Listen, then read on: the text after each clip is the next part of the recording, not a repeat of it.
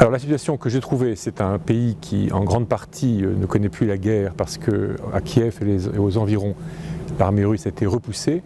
Mais il ne faut jamais oublier que la guerre se continue. Et d'ailleurs les informations que nous avons eues ce matin, l'annonce de la mobilisation partielle en Russie montre que la guerre continue et risque même peut-être de s'intensifier.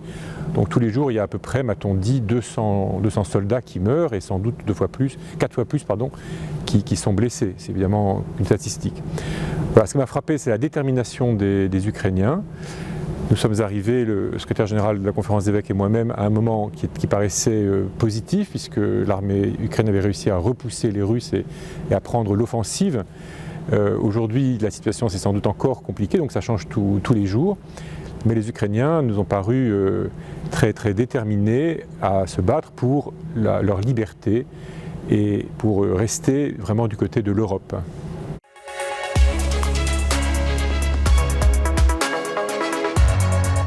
Mon objectif premier était de marquer du soutien, notamment à l'Église gréco-catholique ukrainienne, avec laquelle nous avons beaucoup de relations ici en France, parce qu'il y a ici en France, à Paris, une éparchie, c'est-à-dire un diocèse qui est installé depuis 1960 à peu près.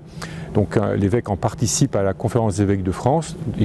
L'administrateur de cette éparchie nous a accompagnés. Donc c'est une manière de marquer notre fraternité, notre solidarité avec cette éparchie ukrainienne, en allant voir là-bas, sur place, ce qui s'est passé et ce qui se passe encore, comment nous avons aidé, comment nous pouvons aider encore. Et puis c'était pour l'occasion de se laisser toucher par ce que vivent nos frères et sœurs ukrainiens. On peut être touché en lisant le journal, on peut être touché en regardant la télévision. Mais évidemment, aller voir sur place, rencontrer des personnes. Voilà, nous avons voyagé avec un prêtre gréco-catholique, donc un homme marié dont un fils est mort au combat il y a quelques semaines. Il se trouve que j'avais connu ce prêtre en 2018.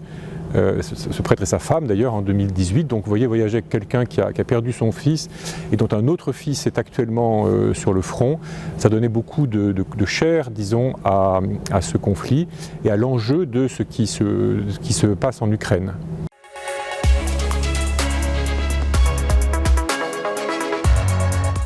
Alors d'abord, les Ukrainiens combattent par eux-mêmes et ils montrent d'ailleurs une grande capacité de le faire, mais tous ceux que nous avons rencontrés, d'ailleurs gréco-catholiques, catholiques latins ou bien orthodoxes, nous ont exprimé le besoin de notre prière. Et pour ma part, je l'exprimerai ainsi, ils ont besoin de notre prière pour que leur armée se batte bien, mais je dirais surtout pour qu'elle se batte bien chrétiennement aussi. L'armée russe semble mal se comporter, en tout cas nous avons eu quelques témoignages en ce sens. Il est très important pour la dignité du peuple ukrainien que tout en combattant avec courage et énergie, ils ne laissent pas de place à la haine dans leur cœur. Et il y a là un enjeu très important pour lequel nous pouvons prier avec ardeur. Alors il y aura des actions concrètes à continuer à mener ici, d'abord parce qu'ils vont avoir besoin de soutien pendant cet hiver, sans doute, de soutien matériel. Il y aura sans doute de nouveau des réfugiés, ce n'est pas à exclure en tout cas, peut-être même à l'intérieur du pays, à mesure peut-être que des zones seront libérées, espérons-le pour eux. Et puis, pour faire face à l'hiver, parce que leurs installations de chauffage et d'électricité sont détruites aujourd'hui de manière assez systématique par l'armée russe. Et nous continuerons certainement à proposer des temps de prière. Pour ma part, je constate que dans toutes les paroisses de France, on prie régulièrement le dimanche pour la paix, mais il ne faut pas que cette paix soit la paix simplement du vainqueur, il faut que ce soit une paix dans la justice et la vérité.